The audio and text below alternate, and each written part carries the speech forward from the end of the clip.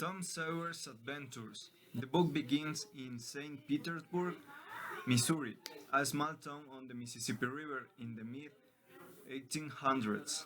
When Tom is caught stealing ham, he runs away and goes swimming instead of going to school.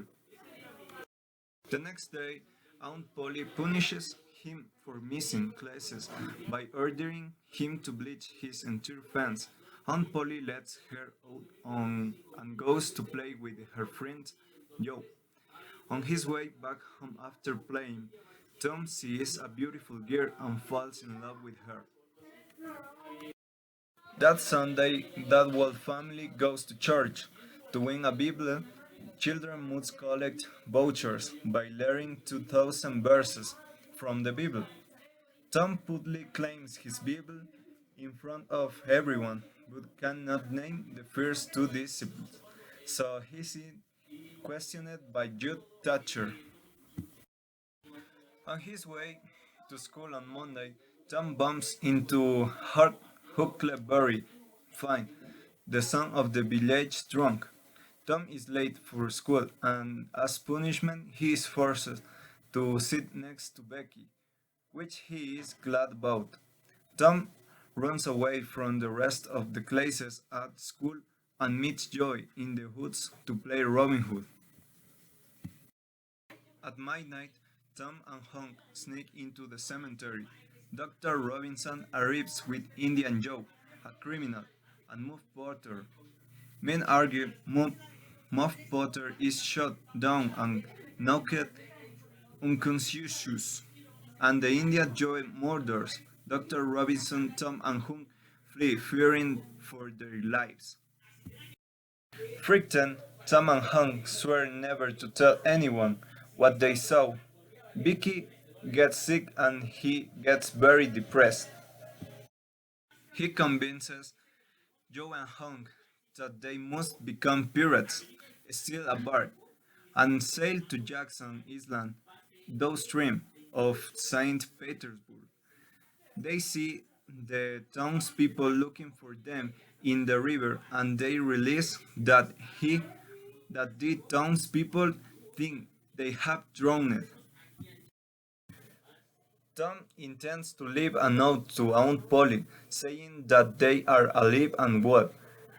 When he sneaks into his house, he hides and listens to Aunt Polly, Joe's mother, his brother Sid, and her cousin Mary crying and talking about the funeral plans for the boys.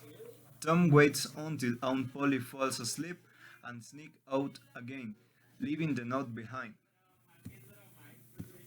After Tom returns to the island, he tells Joe and Hank of a great plan he has to visit. That night, there's in the terrible storm, and the children spend most of the night soaking up and trying to find a place to take refuge. In the middle of the funerals, they come out of hiding and the whole town rejoices. At school, Becky accidentally tears a page in the teacher's book, but Tom says he didn't and received punishment for it. She is grateful and their fighting stops. School ends with the boys playing a prank on the teachers in front of the whole town.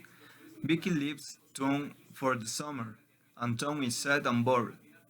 Tom contracts measles and is ill for 2 weeks. Tom and Hank go in search of buried treasures. While hiding from Indian Joe, they discover that he has a great treasure. Vicky returns to town, and all the children go to a picnic in the McDougal Cave. The same night that Tom and Becky get lost, Hank follows the Indian Joe and another man to the widow Douglas' house. He hears the Indian Joe's plans to harm the widow Douglas and runs to the Mr. Jones' house, and his sons chase and drive out the Indian Joe. Inside the cave, Tom and Becky realize that they are lost and try to find a way out. At one point, Tom thinks he has found someone, but all he discovers is Indian Joes hiding in the cave. When they manage to escape, they warn the authority and judge. The Thatchers order the cave door to be slitted.